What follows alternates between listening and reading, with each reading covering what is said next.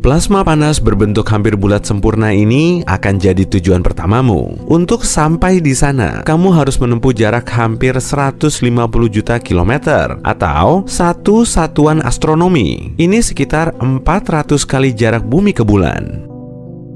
Begitu mendekatinya, kamu malah semakin bingung. Permukaan matahari terlihat seperti bumi yang membara. Kamu pun tahu kalau pola ini terbentuk oleh gas yang mendidih di sekelilingnya. Setiap sel yang kamu lihat hampir seluas 700.000 km persegi, kurang lebih seukuran Pulau Kalimantan. Gas ini berputar dengan kecepatan super ngebut yang kemudian membentuk granula matahari. Beberapa areanya terlihat jauh lebih terang, dan disitulah materi panas matahari bergerak naik mendekati permukaannya. Saat granula menjadi dingin dan kecil, akan terlihat area gelap. Di sini terdapat titik-titik terang yang menjadi penanda medan magnet. Tetap jaga jarak dengan matahari ya, karena suhu di permukaannya mencapai 5.500 derajat Celcius. Tapi angka ini masih belum seberapa dibandingkan dengan suhu di intinya, 15 juta derajat Celcius. Duh, makin panas nih. Kita lanjut saja yuk. Inilah planet terdekat dari matahari, Merkurius. Begitu melihatnya, kamu pasti akan mengira ada yang tak beres. Apa pesawat luar angkasamu salah jalur? Objek ini terlihat sangat mirip dengan bulan. Tapi, setelah beberapa saat, kamu baru tahu, ternyata berbeda jauh. Merkurius merupakan satu dari 4 planet berbatu di tata surya kita. Karena itulah, kamu bisa benar-benar menapakkan kaki di permukaannya. Di sekelilingnya terlihat kawah yang terbentuk dari tumbukan batu luar angkasa. Waktu yang diperlukan untuk mengelilingi planet ini selama 8 hari dengan rover. Tapi medan di Merkurius tidak mulus. Permukaannya dipenuhi dengan bukit tinggi dan ngarai yang terjal. Tingginya bisa mencapai 3 km dan panjangnya sejauh ratusan kilometer. Untungnya, kamu memakai baju luar angkasa yang didesain khusus. Merkurius tidak punya atmosfer dan suhu di planet ini sangat ekstrim, 426 derajat Celcius pada siang hari dan minus 179 derajat Celcius pada malam hari. Venus yang kamu lihat di gambar mungkin berwarna kebiruan, tapi ternyata sangat berbeda. Sebelum mendarat, kamu harus melewati atmosfer yang sangat pekat dan terbuat dari karbon dioksida. Saat pesawatmu turun, kamu melihat kepulan asap asam sulfat yang tebal.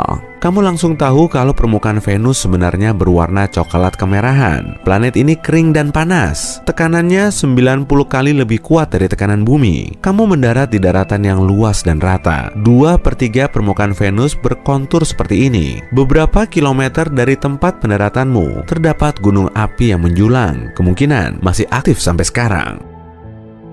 Kamu juga melihat kanal panjang dan berliku. Kanal ini dulunya merupakan aliran lava, dan sebagian dari aliran itu sepanjang 5.000 km. Inilah kanal terpanjang di semua planet. Atmosfernya yang pekat menghasilkan efek rumah kaca, mirip dengan di bumi. Efek ini menangkap panas, sehingga suhu di Venus naik menjadi 471 derajat Celcius. Cukup panas untuk bisa melelehkan timah. Jadi, sebaiknya jangan berlama-lama di sini. Nanti pesawat ruang angkasamu tidak akan bertahan. Inilah kesan pertamamu pada Mars. Dingin membeku, suhunya turun sampai minus 62 derajat Celcius. Dari kejauhan pun, planet ini terlihat kemerahan. Saat melangkahkan kaki di Mars, kamu akan tahu alasannya. Permukaannya diselimuti debu kemerahan, debu yang sama juga berterbangan di sekitarmu.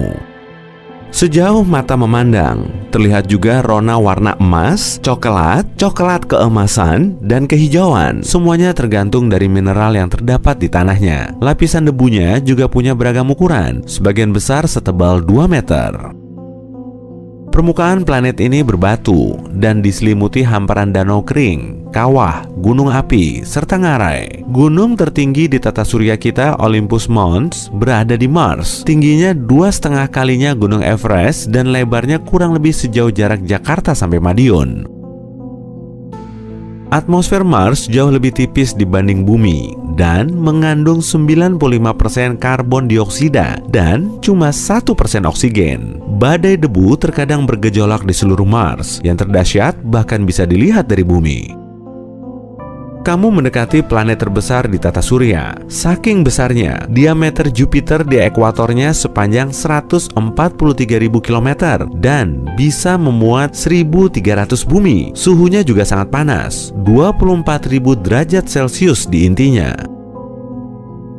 Sayangnya, kamu tidak akan bisa mendarat di Jupiter. Wujudnya berupa gas raksasa dan atmosfernya terbuat dari gas hidrogen dan helium. Saat pesawatmu mulai turun, kamu akan menyaksikan awan tebal berwarna coklat, kuning, merah, dan putih. Semuanya membuat Jupiter terlihat berwarna-warni dan membentuk garis cantik. Semakin ke dalam menuju pusatnya, kamu akan melihat hidrogennya menjadi cair. Tapi tujuanmu bukan ke sini. Kamu datang untuk melihat bintik merah raksasa atau badai raksasa seukuran bumi yang terus berputar. Badai ini telah mengamuk selama 360 tahun. Warnanya beragam, dari pink salmon pucat, putih, sampai merah bata gelap.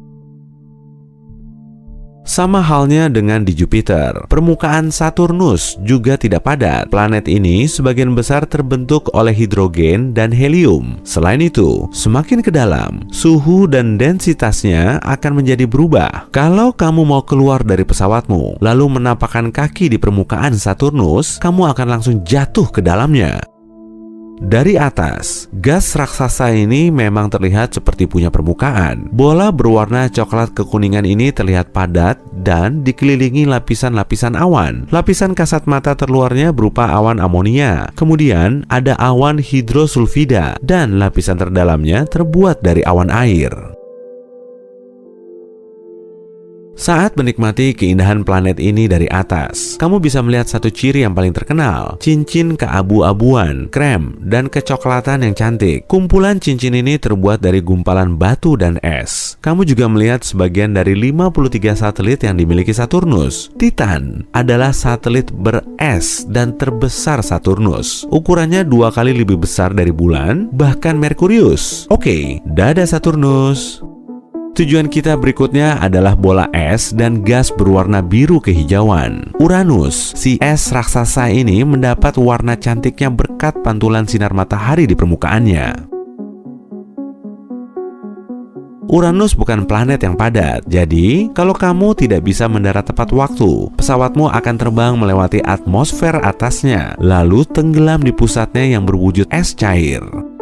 Uranus mengelilingi matahari di sisinya. Cuma planet Uranus yang sumbunya hampir mengarah langsung ke matahari. Penyebabnya mungkin karena bertabrakan dengan objek raksasa sesaat setelah pembentukannya. Kamu beruntung karena cuaca di Uranus sedang panas. Itulah sebabnya kamu bisa mengamati badai besar. Badai ini hanya terjadi saat Uranus mencapai suhu tertingginya dan tersebar sejauh lebih dari 9.600 km. Kira-kira hampir sejauh jarak antara Jepang dan Amerika Serikat. Kamu juga bisa melihat indahnya 2 pasang cincin yang dimiliki planet ini. Yang ada di dalamnya berupa lingkaran gelap dan sempit, sementara 2 cincin terluarnya berwarna terang, biru dan merah. Kita sampai di planet terjauh dari matahari, Neptunus. Ukurannya 4 kali lebih besar dan 17 kali lebih berat dari matahari. Permukaan biru yang kamu lihat saat mendekatinya sebenarnya adalah lapisan gas yang berputar dan awan abadi. Mantel merupakan lapisan yang bisa dianggap sebagai permukaan Neptunus. Bahan penyusunnya terdiri dari air, amonia, dan es metana. Tapi tetap saja tidak ada objek padat yang bisa ditapaki. Semisal kamu mau mendekati inti planet ini, kamu akan merasakan perubahan suhu yang sangat drastis. Dari minus 206 derajat Celcius di permukaannya, jadi lebih dari 6.650 derajat Celcius di intinya. Perbedaan suhu ekstrem ini membentuk badai angin yang sangat kuat. Kecepatannya mencapai 1.930 km per jam. Oke, perjalanan kita sudah selesai. Saatnya kita pulang.